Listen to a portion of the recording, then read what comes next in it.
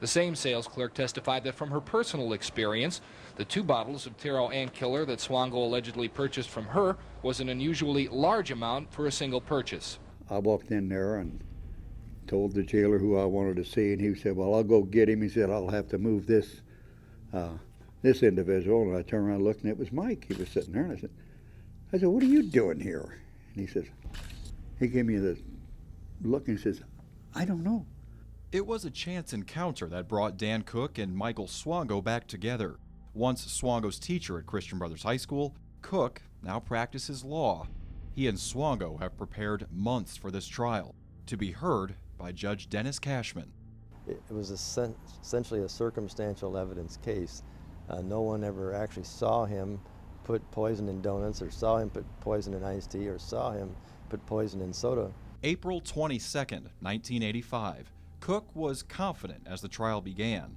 Swango's bench trial would come down to his testimony versus that of the paramedics. Though Swango maintained his innocence throughout, he might not have fully grasped who was really on his side. Strangely enough, when you talk about the paramedics, he wanted me to call all the paramedics as witnesses for him. And, I think he began to realize finally that the paramedics weren't for him. Well, their testimony was very compelling.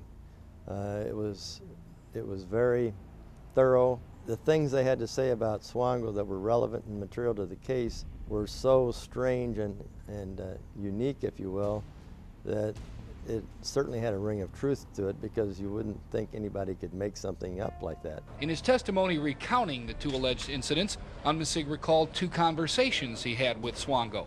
One in which Swango described the ultimate ambulance call he would like to make. He described that as a busload of children being hit head-on by a tanker truck full of gasoline.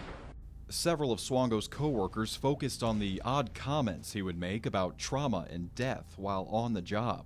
Swango played it off as gallows humor, simply his way of finding humor among the harsh realities of a taxing profession. Few, if any, bought it.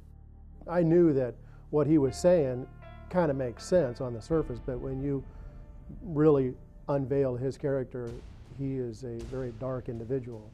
Then came a major issue which occurred months before the trial. He goes to Florida. He comes back, early in January, and I'm sitting in the office to get a phone call. Mr. Cook, yes. I said, what is it?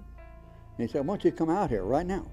Swango's apartment was crawling with red ants, reason enough for him to keep syringes full of ant poison, which investigators found upon searching his place. But it was apparent these ants weren't native to the area. Swango had brought them back from Florida. In his defense, he's saying he has this pre-filled syringe and he's, injecting up into the air at these ants to kill them. But the reality is that we believe that was a vial for his next victim. Judge Cashman was left with the decision, and on May 3rd, he ruled.